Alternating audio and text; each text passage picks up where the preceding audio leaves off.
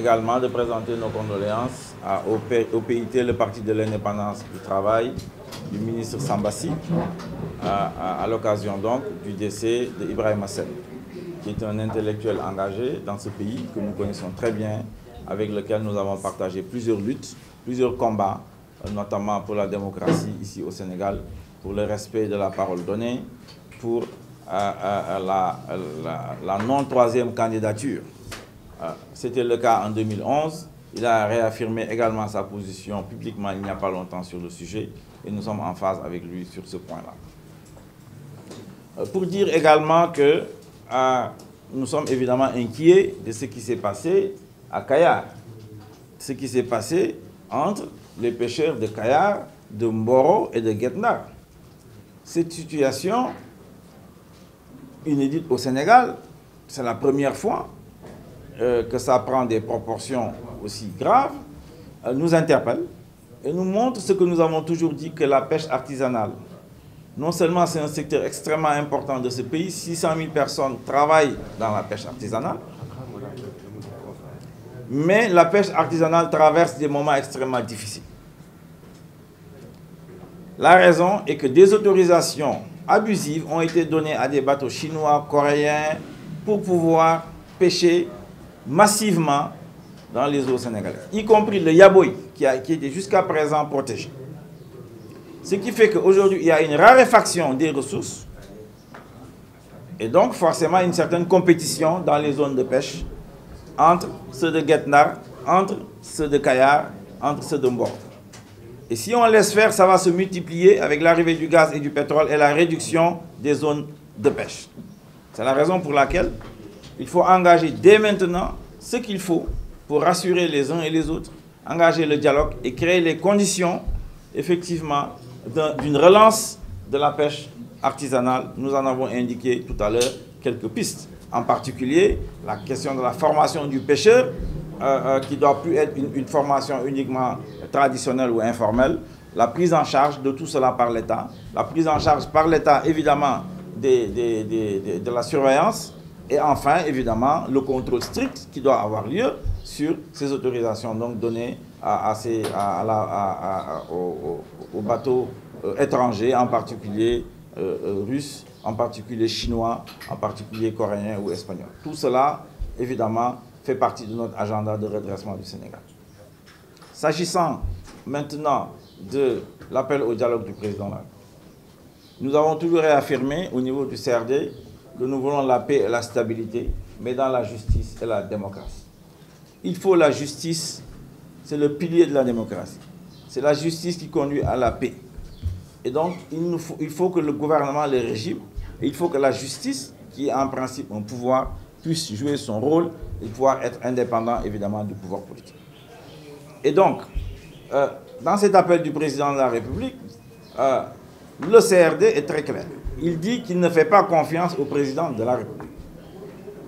Déjà, sur la question de la troisième candidature, il avait très clairement dit qu'il n'y avait pas droit, et aujourd'hui, il est en train de revenir sur ce qu'il avait dit. Donc, il est en train de renoncer à un engagement qu'il a pris, et il est en train de ne plus respecter sa parole donnée. Et pour nous, c'est extrêmement grave en termes de valeur, en termes de signal, en termes d'éducation à donner à notre jeunesse. Sur cette base-là, s'il est sincère dans le dialogue, il faut qu'il pose des actes très précis que nous avons dit. Il faut qu'il libère Pape Ndiaye de Walfadjri. Il faut qu'il libère les jeunes arrêtés de PASTEF. Et il faut qu'il se prononce clairement sur sa troisième candidature. Et qu'il faut qu'il arrête de vouloir réduire l'opposition à sa plus simple expression. Il ne peut pas le faire parce que son système économique produit chaque année 250 000 à 280 000 chômeurs. Ces jeunes-là, sans espoir, vont aller dans l'opposition inévitablement. Donc lui ne peut pas bloquer l'opposition. Il peut s'attaquer à quelques opposants, mais il ne peut pas freiner l'opposition qui est, dans notre constitution, nécessaire au bon fonctionnement de la démocratie.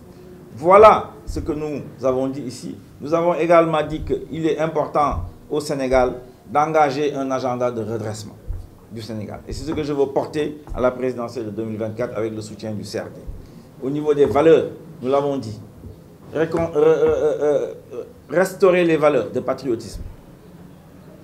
Et à cet effet, nous ne comprenons pas pourquoi le chef d'état-major de l'armée a été limogé brutalement, après avoir réussi sa fête de l'indépendance. Le Sénégal est dans une ceinture de feu.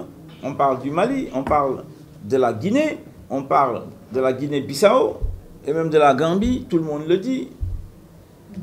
Dans ces circonstances-là, limoger notre chef d'état-major, quel signal vous envoyez à l'extérieur? À ce qu'on sache, on n'a rien reproché au chef d'état-major de l'armée. Sauf si le communiqué signé de Moussa Coulibaly, qui parle, qui réaffirme ce sur quoi nous sommes tous d'accord, à l'effet que l'armée, elle est républicaine, que l'armée, elle est nationale, que l'armée doit se tenir loin, évidemment, des acteurs politiques, ou en tout cas à équidistance des acteurs politiques. Et à réaffirmer cela, est-ce la raison pour laquelle il a été limogé? C'est la question que nous posons au président de la République. Moi-même, je ferai une question écrite à l'Assemblée nationale sur ce sujet-là. Ceci étant, il nous faut aller de l'avant. Dans ce pays, restaurer les valeurs de patriotisme, de courage patriotique. Ce que le communiqué de l'armée nous a encore réappris. Nous devons, dans ce pays, encore une fois, ne pas avoir de complexe. Éduquer les jeunes pour qu'ils aient confiance en eux. Tout le travail de Cheikh Anta Diop, des professeurs Bouba Diop, tout cela doit servir à ce que les Sénégalais croient en eux-mêmes. Que les Sénégalais, les jeunes, soient capables, ils doivent être conscients, ils doivent être convaincus qu'ils sont capables de faire ce que tout le monde fait ailleurs, c'est-à-dire être capables de développer ce pays-là et de l'industrialiser. Pour cela, nous avons besoin de restaurer les institutions, de réconcilier les Sénégalais avec les institutions, l'Assemblée nationale en particulier et la justice. L'Assemblée nationale ne doit pas être un refuge de députés du président de la République.